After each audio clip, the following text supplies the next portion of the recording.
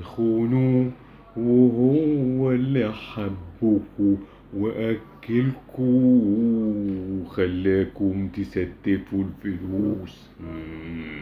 وحبه كان خلاكوا عديتوا الألوف وأسلكتوها ولمتوها وحطيتوها في البنوك.